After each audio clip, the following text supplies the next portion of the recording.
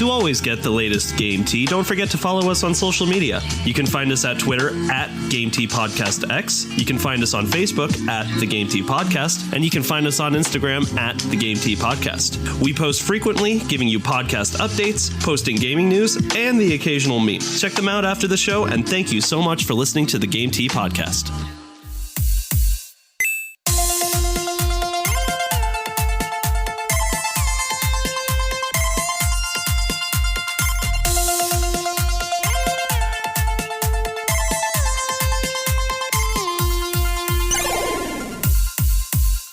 Hello, everybody, and welcome to another episode of the Game Tea Podcast. My name is JP. I'm Zach. And I'm Czar. Boys, we did it. We hit 2,000 listens on the podcast. We did. Holy crap. Claps all around. We couldn't have done it without Zach. Yay! What? You know, honestly, though, I feel like every month we're getting something new. So I really appreciate all the listeners, and I really appreciate you guys for editing and making everything sound so good and being patient with me as I get new stuff. Hopefully I sound better. We're appreciative of you for doing the script because we have no idea what to say.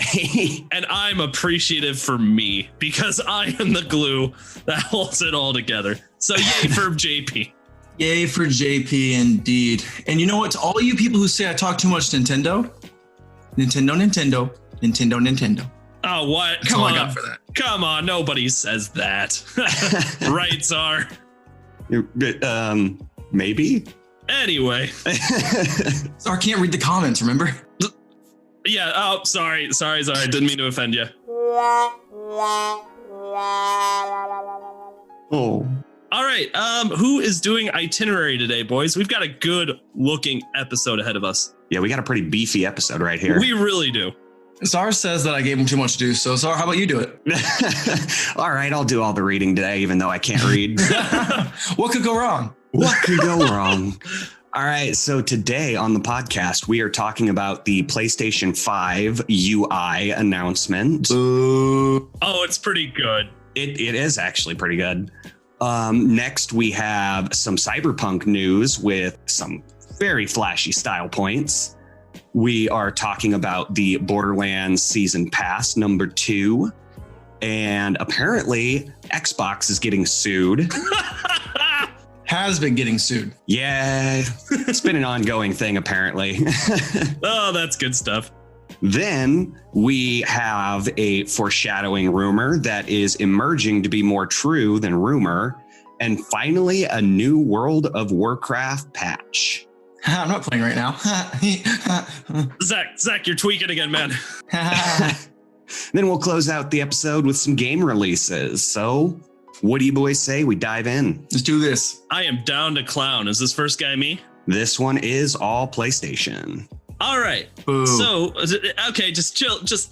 All right, I need you to just be cool. Just once, can you be cool? Just once, please. Lols. Fine. That's a little How I Met Your Mother quote for y'all. Shout out to How I Met Your Mother. All right. So let's see here. A couple days ago, well, by the time this drops, it's actually going to be more like a week ago. There was a PlayStation video that was kind of going over a little bit of the user interface that we are to be expecting with the PlayStation 5. And spoiler alert, it's not that much different from the PlayStation 4. I don't think it was supposed to be because I liked PlayStation's interface the way it was. And if it's not broken, why fix it, in my opinion? Right. They got a clean UI. Don't mess with clean. Yeah, that's exactly what I thought. Like going from PlayStation 3 to PlayStation 4, that was a huge upgrade. I feel like PlayStation actually took some notes from Xbox on that one. Essentially, what we got from the user experience, little interface video from PlayStation about a week ago, is more about particular things that you can do in game. Like they wanted to talk more about like features that you have switching between games and going into parties with your friends and things like that. So the big thing that they're trying to kind of boast here with this new in-game user interface is going to be these things called activities. And essentially what it does is it's really, really good for those who like to 100% games or who like to trophy hunt. It's kind of this thing where mid-game, you can actually go into like these objectives that you have on the user interface. And if there's like a particular trophy you're working towards or some type of like, I don't know, in-game reward for doing something, it will actually give you a list of activities that you need to do and kind of where you are on all of those things. And then it even gives you hints in video. Or it gives you hints within that user interface so that you don't even have to look up a walkthrough if you don't want to, which I've got some mixed feelings about. It's kind of a cheap shot to offer those like hints to get those achievements, in my opinion, but I also see how it can be handy. What did you guys think of that? Well, okay. I completely disagree with you, actually, because I am really jealous of this feature. Really? Oh, yeah. And just starting out, I would like to say that I love the fluidity of the home menu functions with the game running in the background. Mm-hmm. You know, so your game can wait for you patiently until your OCD is satisfied. So that's where we are with Czar. It's like, oh, my OCD. Oh, yeah, right. But you did leave off one other really cool notion about the activities that I saw. Mm-hmm. It gives you a time frame on how long an activity will take place. Like their example was in Little Big Planet, and they were looking for like mage robes or something like that, some sort of costume. I have no idea what's going on in this game. I've never played a Little Big Planet before. Right, same. But it estimated that the activity would take 10 minutes of total time frame, which is really cool. But I mean, also, you don't know me, PlayStation. I'll get through an event on my own time. Trying to tell me how much time it'll take me to finish a singular task. You don't know me. You don't know me and how OCD I am about checking every nook and cranny. Oh, it's so true. I'm awful at it. Me too. But it is a really cool time management feature if it can accurately predict those times. You know, Czar, I just want to piggyback off you. I totally agree with what you're saying here. And like, I like this hint system because let's be honest, when you get stuck on something, what do? You Google or YouTube it. Like, come on. Oh, absolutely. Might as well have it all go through PlayStation and do it. Like, I mean, that's really unique and neat. And yeah. And I also like the point. So that was my 2 cents on that. And then I like the point you made, Czar, with like, hey, like, you don't know how long it's going to take me. And it's like, yeah, there's some people who are like, I know it's going to take me longer than that versus, it's going to like, that's going to be a challenge for me. That's what the average player does. I want to do it in half of that or whatever. You know what I mean? Oh, yeah, absolutely. And in regards to the hint screen, I mean, I love gaming. I want to experience a plethora of games, so I don't always have time to figure out my own stupidity. And so it's really cool if you're stuck because PlayStation takes out the middleman and nudges you in the right direction without spoilers or even foreshadowing on significant events. And I mean, I don't have to pull my phone or laptop out. Plus, it's picture in picture, so you can play the game and watch the hint at the same time. Yes, that is true. That is true. I forgot to mention that. Oh, yeah. All of this can be picture in picture through streaming and other such features. And I mean, all I got to say about this is Xbox, where the hell you at? I want this. It really, Zach was right. It really is a cool, unique feature that they're trying to do. And at first, when I heard about it, I thought it was kind of a cheap shot for, you know, true completionists. But at the same time, Zach's also right on the point that, well, it's not like I'm not just going to go YouTube this anyway or look up a walkthrough. It's like, my time's fucking valuable. Damn it. I'm not going to spend 40 hours trying to figure this out. I was going to say, as an adult, it's so nice to know, like, okay, hey, like, I want to play some, like, eventually I'm going to get a PS5. I want to play some Last of Us. I have an hour before work or an hour till I need to go to bed or whatever, you know, like, this is nice to know that, like, I can get this far in the story and not be, like, caught, you know, between storylines. So that could be helpful. Oh, yeah. All right. So there were 3 big things that they wanted to really talk about with this user experience event. And that was number 1 was the activities. They also took some time to kind of brag about how advanced the solid state drive was by switching between Little Big Planet to a completely different game in literally like 15 seconds. Not even that.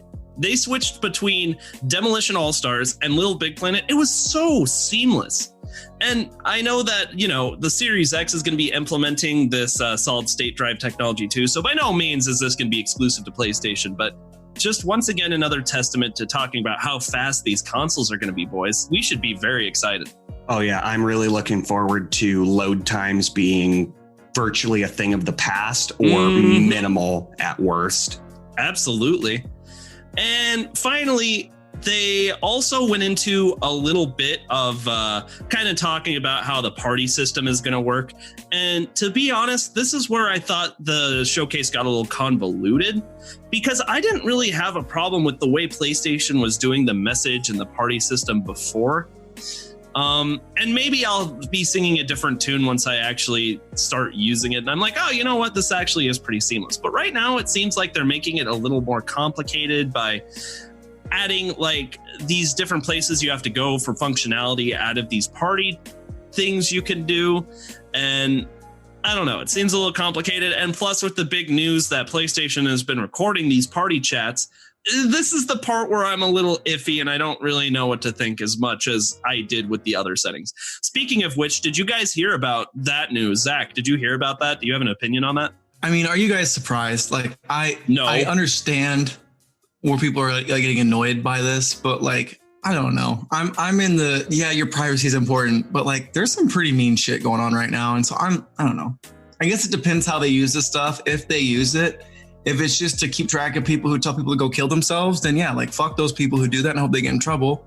But if it's like to spy on you and do advertisements like I kind of predict it is, then yeah, that's kind of, it's an invasion of privacy. And there's a reason people should be up in arms, and we should hash this out so that the community knows what's being recorded and why. Mm-hmm. Absolutely agree. Even in the sense where parties get a little bit risque, I still think moderation purposes for monitoring chats, private party chats, is still just wrong. I mean, if it's in game, then yeah, that means something different. But listening in on private conversations is always a slippery slope. Especially since, I mean, we have reporting systems for when people do cross the lines, and like that's how you can go and monitor things. But I suppose that was more for like written messages rather than chat. I don't know. I want to believe that this isn't going to be used for nefarious reasons. Like, oh yeah, we just want to make sure that if someone crosses the line here, then we can do something about it. But it's probably going to be used for advertising. I totally agree with you in that most of the UI seemed very user-friendly. Like just looking at the home screen, I could figure out how to operate a PlayStation without never touching a PlayStation. Mm-hmm. But then they jump into the party system, and that's where things got a little bit complicated and a lot less user-friendly. And this isn't a PlayStation 5 exclusive thing either. They just updated the PlayStation 4's whole party messaging system to kind of emulate what they plan on doing with the PlayStation 5. And I got the update for my PlayStation 4, but I haven't actually checked it out yet. So that's gonna be my little side project for later today, is kind of seeing how that goes and getting back to you guys. The very last part of the video was kind of going back to the user or the home screen for the PlayStation 5. And it's very reminiscent of how the PlayStation 4 is set up. The icons are a lot smaller, giving you more room to actually see like some artwork for the game or the app that you're about to go into, which I absolutely love. And it's also easier to find content related to what you're looking for. Like on the PlayStation 4 interface, there were a couple videos and links below the game or the app that brought you to, you know, some news or some gameplay to what you're about to do. But PlayStation 5 really took it to the next level by, if you like go like kind of to the underscreen of one of these apps, you can find all kinds of material that's related to what it is that you're about to engage with. And I think that's really cool. And that's pretty much it, boys. It looks like the user interface is going to be super friendly, very reminiscent, again, kind of going along the lines of if it's not broke, don't fix it. Once we get used to the new chat and party system, I think this is a hit. I think it looks really, really good. And that's all I have to say about that. Who's got the next article? Czar, even though JP might want it. I really did. I could not stop smiling, but nope, this one belongs to Czar. Don't worry, you will have your moment in the spotlight. So the next article we have entitled Cyberpunk Styles, Cars, and Stadia. Stadia.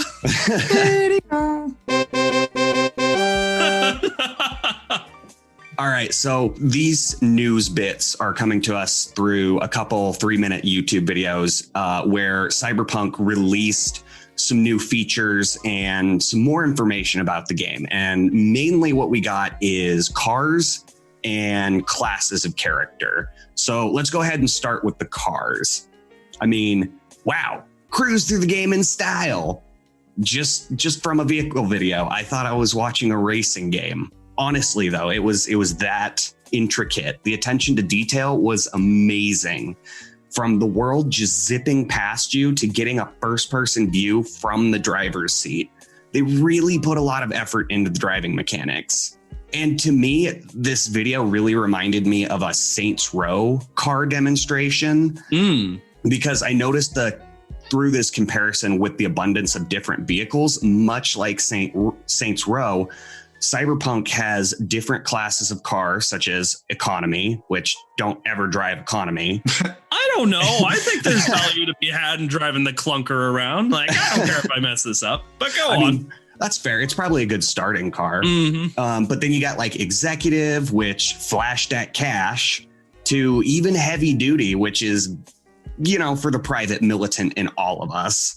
They got more styles than that. Every car is completely customizable, and every class of car even comes with a multitude of styles and makes and models, all completely customizable. The cars are hype, but, you know, to me personally, I don't really care too much about the different brands and styles of car. To me, games with deep driving mechanics but are not actually about the cars themselves are kind of just icing on the cake. I mean, I'm still going to zone out and not realize what I'm actually driving because cars just get me from one place to the next. I never invested a lot of interest in that area of gaming. And that's fair, but I personally disagree. I think I had a big fat smile on my face the entire time I was watching Rides of the Dark Future, the little car showcase. So anyway, I think that the car mechanics in this game are looking really, really great. I can't wait to give it a try. Yeah, you know, holy crap. You have like your own car game inside of your Witcher style. I mean, it's not Witcher style, but like inside your RPG game. Like this might redefine gaming after this, guys. They put a lot into this game. There is just so much with the cars, so much with you didn't talk about the styles, but I'm sure you will in a second. So much with the styles and so much, like there's so much going on here, and I'm curious to see how much we can dive into because there's a lot. Oh yeah, I mean, I'm sure there's going to be a lot more cars because I think the last style of car they had was Sport, which is basically your racing car. But I'm sure there's even more than that. So we got a little bit about the cars. Now let's talk about the styles. And they call them styles, but this is essentially character classes, like your paladin or your archer and stuff like that. And so for that, we have an announcement of 4 play styles. We have kitsch, which is style over substance. So straight out of the suburbs is where these people come from. We have entropism, which is necessity over style. So those guys is living in the ghetto. We have neo-militarism, which is substance over style. And that's executive level wealth with access to a private military arsenal. God damn. Yeah. Then you have neo kitsch, which is style and substance. And, you know, both is better than one. And those guys are the celebrities, the pimps, you know, the limelight that get all of the attention. Interesting stuff, man. Yeah. A lot of different walks of life. I think that's what I noticed the most is that along with each style of character, you get a bio about them. Like you either come from the ghetto or you're a celebrity or, you know, you own a private military. It's really cool to see that background immerse players even further into the role that they're going to play. Oh, that is so cool. Oh yeah, it's beautiful how it's implemented. And so now I'd like to say what my play style is probably going to be. And then I want to see how that differs from your guys's. All right, let's hear it. Can you, before you do that, Zara, can you say all 4 of them for us, please? Okay, so we have kitsch, which is style over substance, entropism, which is necessity over style, neo-militarism, which is substance over style, and neo-kitsch, which is style over substance. And the neo-kitsch is actually kind of cool because they took kitsch's style and then made it their own. All right. So, yep. Czar, before you tell us what you're going to be, can I guess? Oh, yeah. Go for it. I think you're probably going to go for neo-militarism. Oof. Way off the mark. Entropism? That's one of them. I have two that I was thinking of. Okay. So you got entropism and what's the other one? Neo-kitsch. Since when do you care about style? See, I usually don't. And that's why it's so funny, because I'm going from entropism, which is, the people who are like, I'm going to do anything I can to survive. Style don't mean shit. To neo-kitsch, who's like, I got the guns and the bling. Interesting. Zach, what about you? What do you want to do? Take a guess, JP. Is it neo-militarism, Zach? It's neo-kitsch, baby. Oh boys, yeah. Neither of you are bougie. We pimps. What can I say? So JP, you're bougie? No. Guys. For me, it's either kitsch or entropism. In fact, I'm actually probably leaning more towards entropism. I was going to say, you're with the old kitsch, bro. I'm with that new kitsch. Oh, yeah. You old kitsch, homie. I'm new. That's going to be in the game. I can already see that being a line in the game. Oh, yeah. No, I could definitely tell from the trailer that there is a bunch of divide between each style, and that like neo-kitsch hates kitsch and kitsch hates neo-kitsch. But I agree with you on the entropism, because I really like that attitude of all I need is a gun and a kick-ass attitude to take you down. Precisely. Yeah. But what I really like about neo-kitsch is some reason I really think that their style is going to have the best voice lines. Because, they're basically celebrities who ask the question, why not both? So, you know what? That's a fair point. Yeah, they just look like a lot of fun and a lot of stupidity. And it's just going to be a lot of voice lines like, where's the beach? Oh, that's good stuff. And Zach, I'm trying to figure out what about neo-kitsch attracts you. I'm all style, baby. I'm all style. True. I don't know what I was thinking. I'm not saying I have it in real life, but like if I get to play like a video game, it's all style, baby. Let's do it. Oh yeah, I'm gold plating my entire body. My whole body. Did you see that gold-plated tiger?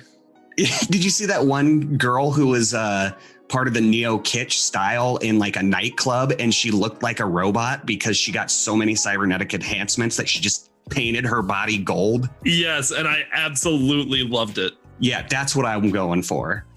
All right, boys. Looks like we got a war on our hands.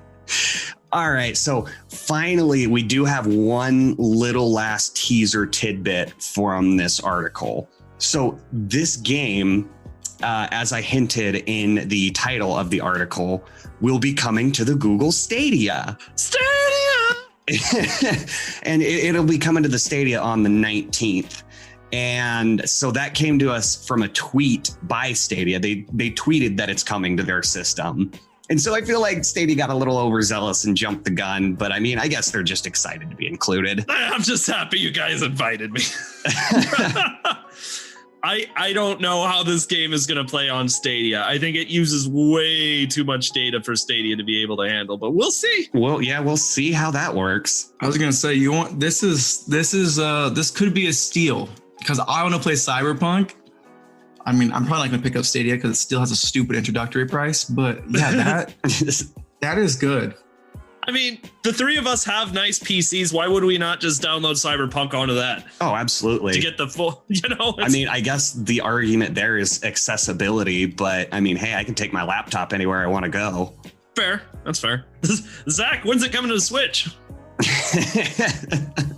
You joke about that, but any day now. If they got Witcher 3 to fucking run on this, yes, I believe in this. Yes, they said the same thing about Witcher 3 made by the same studio. So, hey, anything can happen, baby. Is it going to look gorgeous? Absolutely not. Oh, no. Will it work? Probably. Kinda.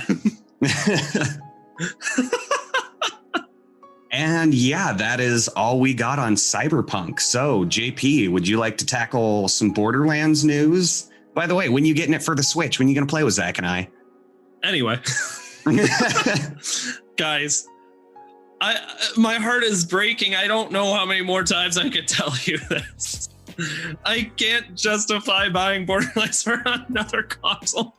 Eventually, we'll wear you down until you say yes. It's on sale. Just do it. They've already taken at least 200 from me. When's the madness gonna stop? Never. It never ends. Use right. All right, let's talk Borderlands 3. So they came out with a tweet talking essentially about their plans on how they're going to adapt to the next generation of consoles. So let's see. The tweet from Borderlands 3 reads, "Get ready for a new generation of mayhem. Borderlands 3's next-gen upgrade will be available day and date with Microsoft and Sony's new consoles. Plus, players who own the game and a next-gen console can upgrade within the same exact console family for free." That's good stuff. Oh, yeah. I really love how the main thing about this next-gen push is the accessibility with no charge. Like, if you do things on your previous gen console, it's going to be on your next gen. And I love that integration. And to be completely honest with you boys, I think that's asking for the bare minimum, but some companies aren't even giving us the bare minimum. So I'll take this. We'll take what we can get. We're not picky.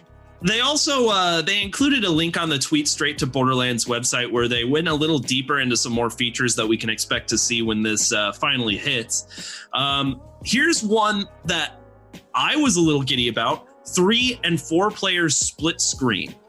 I think that's a pretty cool feature. We've never seen that in Borderlands before. Oh, yeah, absolutely. I mean, even from the first Borderlands game, couch co-op was essential. And couch co-op has always been a thing for Borderlands throughout every single game. But up until now, it's only been 2-player split screen. So the addition of a 3rd and 4th, I love the revival of couch co-op. I have had some of my best gaming moments with friends in a split screen. Oh, I completely agree. And to be fair, it's usually Nintendo games. Yeah, usually, because they are the king of couch gaming. Woohoo! Yippee! Wah! All right, so 3 and 4 player split screen. Also, they promise 4K 60 FPS in single player and online co-op as soon as these next generations hit. Borderlands art style is very strange in the fact that it's kind of got like that comic book style to it, like with the colors and the outlines and the way the game looks. But if you bump it up with that 4K, I mean, it's going to show. You know, it's going to show and it's going to be beautiful. I love Borderlands art style. I think that's one of the biggest selling points about the game. So telling us that we're going to have 4K 60 FPS, I'm all on board for that, boys. What do you think of that? Same. I love Borderlands art style. A lot of people gave it shit early on because it looked too cartoony. But to me, it looked like a cross between a Batman graphic novel and a Telltale game. And I just loved that. And in fact, Telltale made Tales from the Borderlands, which Zach nonchalantly ripped off for Tales for the Backlog. Hey. Lawsuit! What do you call that? Just a little inspiration. We borrowed it. It's different enough. Look, the Fine Bros proved that you couldn't just start coining words whenever you wanted to. You can't own the word react, you assholes. So, Candy Crush tried to own the word candy. Oh, of course they did. Anyway, the point is, next generation's right around the corner, and Borderlands is doing their part as one of the greatest shooters ever made to adapt, and I am very pumped, boys. I'm hyped. We didn't get any news about what the content will be in the season 2 or season 2 pack. Yeah, nothing really about the actual content that's going to be like within the new whatever they've got coming out here soon. Just more like their plans on making sure that, hey, next generation's right on the corner. Here's our plans for getting up to speed. And here's a few awesome new things we're doing just for free. Oh, yeah. But just to satisfy every listener out there, just a little speculation. If they're doing anything with this new season like they did with the last season, it's going to be focused on different stories surrounding previous Vault Hunters from the other games. Because you had a DLC about Craig, you had a DLC. Craig! Yeah, you had a DLC about Axton, all the previous characters. And so I think that's what they're going to do. I'm done talking Borderlands. Czar, How about this next fella up on the docket? You want to take it, buddy? All right, here we go again. I'm going to get winded today, boys. This is what you get for taking so many bye weeks. Yeah, I had it coming. I really did. You can't see it, but I just dabbed. I don't know why. Anywho, this article is entitled Xbox Drifts 2. And it's coming to us from windowslink.com and is written by Zachary Body. So, your old residential game tea, self-acclaimed lawyer, has another story for you. Remember how we've talked about Nintendo's issue with the Switch's Joy-Cons drifting? Hell, I experienced it firsthand. Yeah, exactly. Well, Xbox One controllers have been reported to have the same issue. And much like Nintendo, people are suing Microsoft over this. So straight from the article, it's saying that the plaintiffs are seeking a jury trial, monetary compensation, and for Microsoft to inform publicly to customers of the issue. There has been a few developments. We kind of jumped on this article a little bit late because apparently this class action has been going on for a couple months now, but the complaints have been amended slightly. And so here's what's going on now. The lawsuit against drifting joysticks is an issue on recent Xbox controllers and is still continuing. The amended complaint adds 7 new plaintiffs requesting a jury trial and adds the Xbox Elite Series 1 and 2 controllers to the list of affected accessories. Interesting. The ongoing lawsuit is going after Microsoft over alleged widespread issue of joystick drifting on Xbox controllers due to a defect in hardware. And finally, the last amendment is that the plaintiffs are seeking monetary relief from Microsoft as well as public injunction that would require Microsoft to inform their customers of the issues. Now, that's all super interesting. And I think the reason why it's the most interesting is because we can relay this almost piece by piece to a Nintendo issue. Zach, what was going on with the Joy-Con drift when the Switch first launched back in 2017? We have a problem? No. We don't have a problem. No problem with Nintendo. So yeah, apparently Xbox has been battling this for a while, right? Zara, did you say when it started? I'm not sure when it started. Wasn't this a few months ago? Because I think this has been going on, and I did not do enough research, so sorry to my editing guys. Xbox. Well, I couldn't find it in the article. It just said it's a continuing issue, but it's only affected recent Xbox controllers. But what's even more, it also sounds like something that Microsoft knew about. Yeah, I'm kind of getting that too. And, I would have to say that I have not had this problem with any of my Xbox controllers to a degree. Yeah, but when was the last time you bought an Xbox One controller, though? When's the last time you played your Xbox, R? Actually, I've been playing a lot of my Xbox recently, just getting into the Halloween spirit with some scary games. Spoopy! It's the spoopy season. Okay, but the point is, though, that when this happened similarly to Nintendo, they made it pretty public almost right away, didn't they, Zach? Yeah, Nintendo's going through the process, pretty much very similar to Microsoft's, but they're kind of in the defense, like, hey, sorry, this isn't working. We'll fix it for you. It's kind of how, because enough people have the issues that people can bring them in. This is before COVID, and you could get your Nintendo Switch repaired or your Nintendo Joy-Cons repaired, and you would just pay for shipping. And so they definitely know that there's something wrong, but they're saying their public thing is, we're sorry, that's not really an issue, but we'll fix it if it is. You know what I mean? It's kind of like a non-answer. Yeah, there's probably something going on. Okay. But I mean, I think that Nintendo did the right thing by trying to do what they could to help rectify the situation. They didn't try and sweep it under the rug. On a different note, completely unrelated, if there is a problem with your Joy-Con, send them to us and we'll fix them for free. And it's broad, nobody does things for free unless there's a problem, unless you fucked up. I mean, that's fair. And that's a good point to bring up because I've actually had a lot of experience with this via Xbox. Because sometimes I'd have a console that break down, if it had the red ring of death or a controller issue. Oh, yeah. And all I'd have to do is shoot Microsoft an email they would tell me, they would send me a box. I'd ship whatever was defective in the box, and they would give me a brand new product free of charge. Like usually I didn't have to even pay shipping. And sometimes it wasn't even Xbox's fault. They would just, if you sent them something broken, they'd give you something new. And by no means was I trying to take a jab at Microsoft's customer service, because I got no problem with them. I'm just saying that, like, from the sounds of this whole controller issue, it just seems like they were kind of trying to sweep it under the rug a little bit. Kind of like, oh, no, there's no problem. Yeah, it's really tough to say if they are aware of a problem that's in their controller, or if there even is a problem in their controller. Because like I said, I have encountered something like this before, but that's only after my controller got worn out. But from the sounds of the lawsuit, people are having drifting issues when they take it out of the box. Mm-hmm. So my question is, how many of these complaints are valid? Meaning, how many people had a fresh controller with drifting issues, and how many people either wore out their controller or outright broke it and just jumped onto a class action lawsuit? Like, how many people are actually affected and concerned?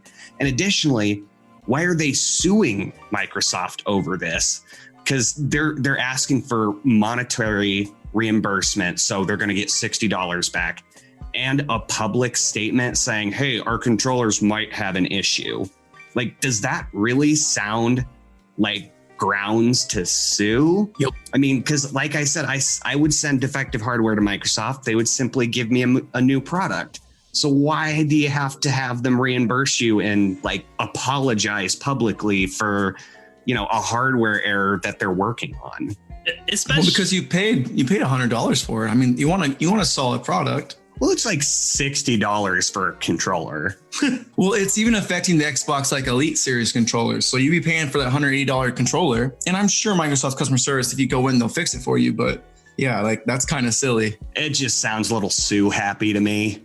And they're flexing on Microsoft. They want that public admission of guilt. Like they're only doing this to shit on Xbox a little bit. Like, come on. Yeah. Sorry, shit on Microsoft. That could very well be too. I think you're both making really good points about it. But yeah, so that's what we've got right now. We'll be looking at this story as it continues to develop, because it's definitely not done. Guys, can I rant just for like maybe 5 minutes, maybe less? Oh, absolutely. Yeah, that's what we do here. How much is an Xbox? How much is a brand new Xbox Series X gonna be? $500. Yeah, around there. Right. Okay. How much is a brand new car? Well, what kind of car? Yeah. Okay, so right. like the average price of a brand new car, like, I mean, like we're talking like I'm a poor man, or the average enough to charge monthly installments. Let's call it $20,000. $20,000. How often does a car break down? Whenever you don't need it to break down. Exactly. I want to say, even if you get a good car, you're gonna get screwed with something within the first year. Like it's a thing. You know what I mean? Oh yeah. And I wish our world worked where like the warranty you got was like you would get a brand new car. You know what I mean? Like you should get, like, if you should not be making a product that's $20,000 and having to like fix it all the fucking time. Right.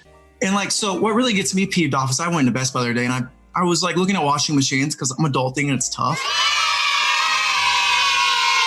And the average washing machine when my parents were growing up cost a lot. I would say a lot less than the machines now, but I'm sure you could argue based on inflation that it's almost the same, but it's definitely gone up. Even taking into account inflation, it's probably more expensive, much more expensive now. And those things lasted 2 decades. Like my parents got a buy on their washer and dryer for a long ass time. And if you go and buy a Samsung washing machine, you maybe have a warranty for a year, and they're like made, what do you call that? Artificial like shortening of their lives or whatever. And they maybe last 3 years. And you know what the guy told me? He goes, it's kind of just, it is what it is.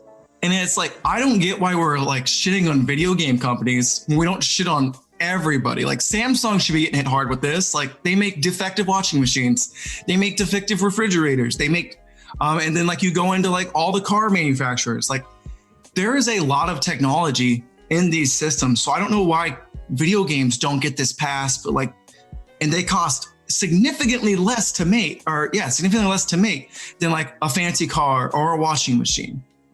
Like, I don't understand why we can't hold these bigger companies, and they're not bigger, Microsoft's huge, to the same standard that we hold these like washers and dryers and these cars. You know what I mean? You're absolutely right. It is a complete enigma. Like, you struck a lot of chords there.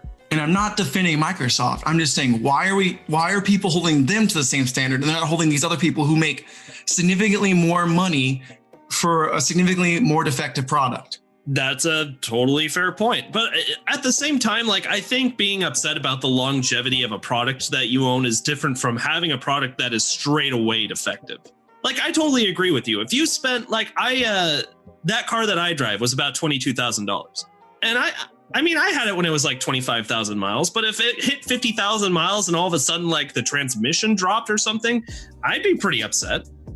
I'm like, this car is 4 years old, you know, this shouldn't have happened. So I understand where you're coming from 100%. And if I took it to a dealership, they'd probably be like, do you have a warranty? Like, no, I don't have a warranty. It expired last year because you sold it to me for 2 years for, you know, like $1,000. And he was like, well, tough shit. Yeah, because a car's biggest problems happen within the first 2 years of ownership. Thanks for letting me vent, guys. I appreciate that. No, you're fine. Get it off my chest. Zach's a new homeowner. He gets to vent. You get to vent. Speaking of vents, your HVAC system is broken. That's going to be $20,000. I know, probably. All right. Are you guys ready to move on? Absolutely. So yeah, I'm done talking about lawsuits. Let's talk about something more fun. What's more fun than lawsuits? Oh, let me tell you, buddy. It's a good one. So this article is coming to us from twistedvoxel.com and is written by Ali Hader. And you guys know I've hinted at this all year, but it finally looks like we've got some solid evidence of a remastered Mass Effect trilogy. Oh my God! I say this because the Korean Game Rating Board just rated a Mass Effect Legendary Edition title for both previous gen consoles and next gen consoles. Very interesting, especially since we literally just talked about this in the last episode. I think it was Travis that brought it up. Yeah. Travis had something from Mass Effect, and I mentioned something about the trilogy being remastered, and we kind of got off on a tangent about that. Ha! But it looks like we've got some concrete proof right now. Interesting. Yeah. Even better, the article hints that the trilogy could be released this year. As in 2020? Yeah, in 2020. What? And yeah, so that's basically the meat of the article. But there is a really juicy after dinner tidbit. Jennifer Hale, the voice actor of Female Shepherd, tweeted a foreshadowing post about more news coming on N7 Day. And for those of you that don't know, N7 Day takes place on November 7th and signifies the armor worn by the protagonist of the series. Huh. That's a little on the nose. Yeah, a little bit. I mean, the whole November 7th N7 Day. I mean, it makes sense. It's cool. Like, you know, Bungie has Bungie Day. But yeah, I mean, that's really all we got about this is a little speculation, a lot of rumor, but there have been, the gears are turning. People are reviewing this, and even the actors of the game series are coming forward and being like, guys, wait till you hear about N7 Day. Wait till November 7th. So I am eagerly anticipating that. And it's like the three of us, have been saying too. I mean, like, these rumors usually have a speck of truth to them. So in my opinion, saying that this is going to be out in 2020 is a huge stretch. And I mean, I don't think either of you would disagree with me about that, but like, there's got to be a nugget of truth hidden within, hey, there's a new Mass Effect Legendary Edition coming out, and it's going to be accessible to you on the new generation and the old generation. I don't know. I think there's credibility here. I think there's a lot of credibility. I also agree that it's definitely a stretch saying that it could come out this year, especially when November 7th is very close to the end of the year. And that's the first word we're getting about this game. Mm-hmm. Going with the old Nintendo approach. Go low and drop it. I love it. They really were trailblazers there, weren't they? New Pikmin's coming out. Oh, that's cool. When? Now. Now. Well, I'm really excited. In fact, like everybody's been talking about Mass Effect so much, I've got to open Mass Effect 3 sometime within the next few days. Yeah, you guys got to experience this story. It is, moving. It is soul crushing and inspiring all at the same time. Would you say it's out of this world? No. Oh. Sorry. Anyway.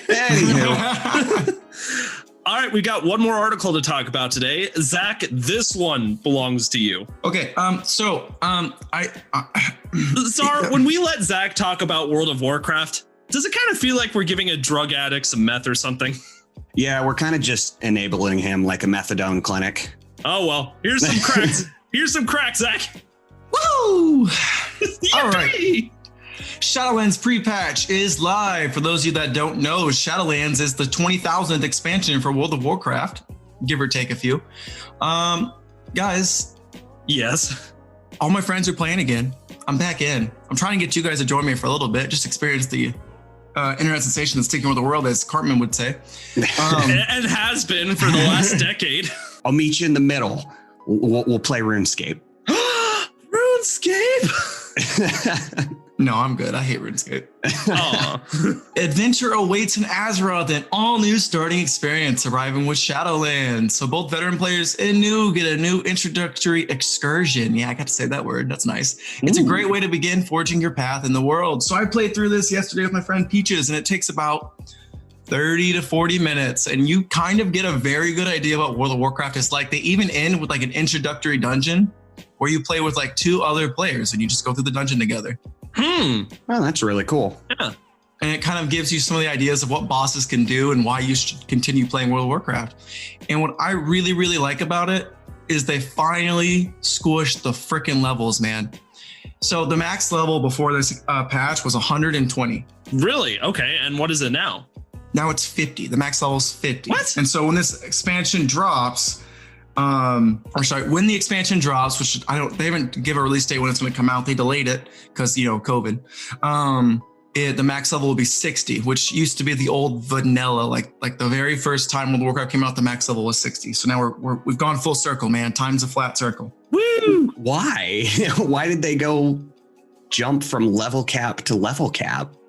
So when they release a new expansion, you get like new levels so that you can learn new abilities and stuff. And then there's just a bunch of stats and things like that to show that your power has grown and things like that. So it's just kind of like an RPG thing they've always done. They've tried doing 5 levels with expansions. They've tried squishing before. And so basically what they kept finding out, Czar, was that no matter what you do, you either don't feel powerful enough to justify the expansion, which was like you would do 5 levels. And so they would give you lots of stats, and then you'd have lots of stats, and then like you would be hitting like in the millions. And what I learned as a player, like when you see those big numbers, you kind of almost block it out. Like you really just don't have a concept for how much damage you're doing. And so it kind of like you never really feel powerful anymore. And so I really like this it seems like a no change, but like at the same time, like I know that when I hit for like 500, I'm doing about average damage. When I hit for 2000, like that's a big daddy crit. And so like big daddy crit. So it's a balancing issue that they've been having. Right. And so I think they finally gotten a good stranglehold on it. We'll see. I mean, like the game's been going on for like 16 years now, so I'm sure they'll continue to balance it and we'll see what happens. But I will play with you only if Big Daddy Crit is available as a screen name. I will make it so. Yes. What about Big Daddy Crit X? I was going to say, you might have to put a couple X's in front and behind that. Big Daddy Crit. I love it. That's yours, Game T crew. That is yours to take. And then they also released a companion app for people who play it. They finally updated it to where you can do it. Like these small little things that they want you to do to kind of stay involved in the game all on your phone. So that's kind of neat if you're busy or whatever. That's actually one of the things that interested me the most about what's going on here is this app. Zach, have you used the app? I used it for the Legion one, and it was kind of nice. Like if you were like would set like, it's kind of like you would do you send because you're so powerful now, you would send your own minions. You're kind of like your own quest giver, and they would do your some quests for you. It's more explicit than that. Like you have to play it to see it, but that's kind of my TLDR for you. Interesting. They would just do small things for you. So yeah, it's neat. It's definitely not a reason to go in, or like it's not like something that you can you can't play World of Warcraft on your phone or anything, but it's a neat little, I don't know how to describe that. It's like a little planner for your World of Warcraft day almost. So the last question, Zach, is as one of the biggest World of Warcraft fans I know, are you excited about the pre-patch? Are you excited about everything World of Warcraft's doing? How are you feeling about all this? And is it free? No, I don't really know how to. I think Czar, you can come in and play right now and you'll be good. I mean, you have to pay it's a $15 a month fee. Yeah. And I know it's kind of a pain for most people. Subscription base is a pain, and I wish they'd go away from it, but it is what it is. They're making oodles of money, so what do I know? Yeah, no it's kidding. True. If it's not broke, don't fix it. I'm just not sure.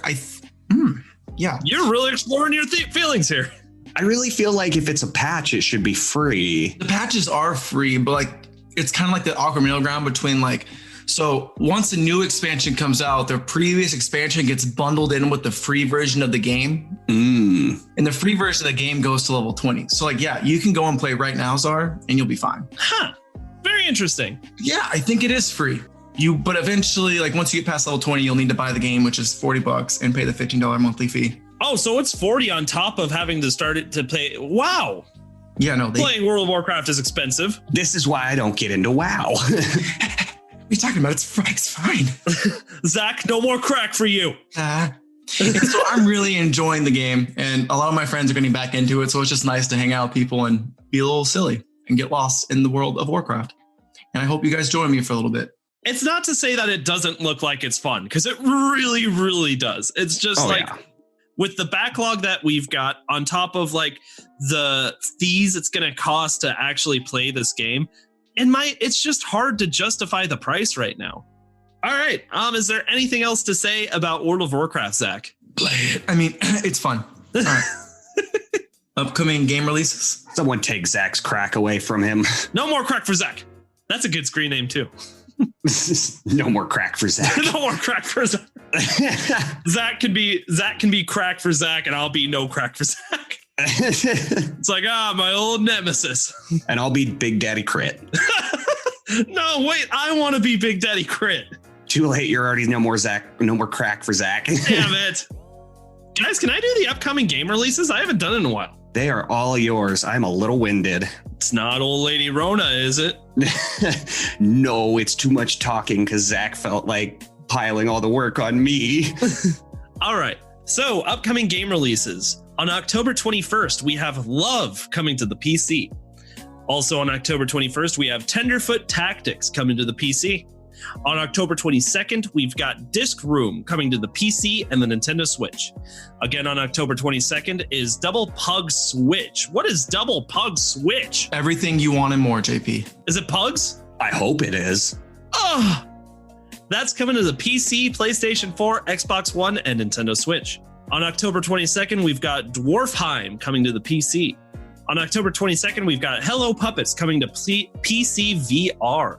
Also, on October 22nd, we hyped this up a little bit. Pokemon Sword and Shield, the Crown Tundra expansion. I'm pumped for this one, boys. Me too.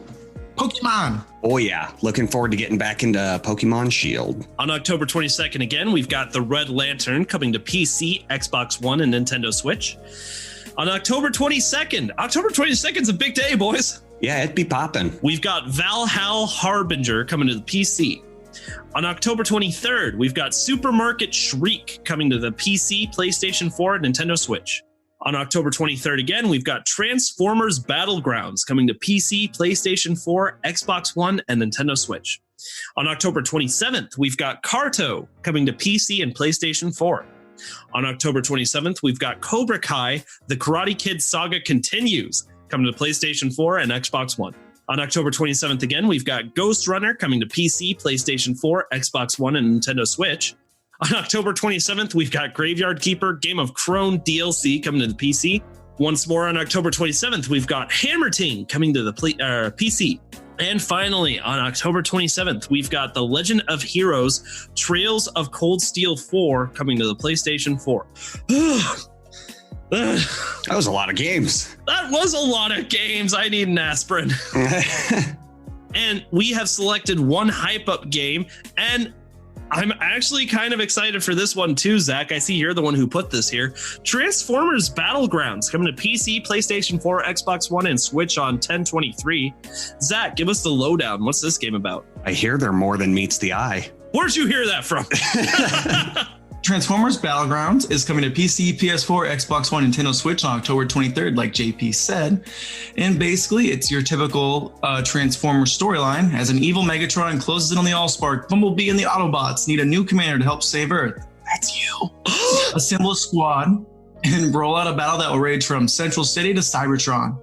And even it has local multiplayer arcade. Ooh. And basically, when I watched the gameplay of this, guys, I just saw Mario and Rabbids meets Transformers. I feel like it almost like copy and pasted like the hiding behind walls like thing. Like it shows like a star with you behind a wall and like you'll be safe. It looks so similar. So with that being said, it's not like your typical beat 'em up. It's like a strategy game where you're like shooting Decepticons and being safe while shooting, which is that XCOM strategy game that you know for. I would still wait for reviews. The game is currently priced at about a neat $40, so it is kind of neat. I love Transformers back in the day, so it's something that I'm keeping my eye on. What about you, JP and Czar? I mean, $40 seems pretty good. Is this just like an arcade game, or is this a previous title that's been remade?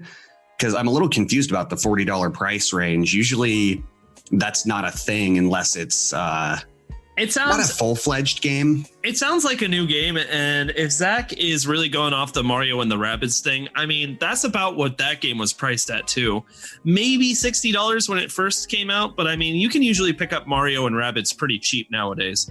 I could see myself picking this up for $40 though. It seems like a good fun time. Dude, I loved Transformers when I was younger. Loved them. More of the toys. I never actually played many of the video games that came out about the movies because they looked terrible. But I don't know. I've got faith that this one sounds like it's going to be a lot of fun. Especially like with the whole strategy game thing. I've actually gotten a little bit more into that since I started playing Fire Emblem Three Houses, because that's what that game is more about now too. Is more of like the strategy aspect of the whole thing. So I don't know, $40 might be a little pricey, but if the sale is right, which it's probably going to be since Christmas time is approaching, I'll take a look at this again. And with that being said, that's all I have for you guys. Check out Transformers Battlegrounds on October 23rd if the reviews come back positive. Guys, with everything that we've been talking about lately, I don't know, like the excitement for Cyberpunk has been the thing that started being like getting to me. Like, I don't know, I'm really excited to play this game. What do you guys think? Are you in on that? Yeah, as more news comes out about Cyberpunk, I am getting more and more pumped. It looks vast, it looks immersive and very intricate in every aspect of it, from cars to play styles to weaponry.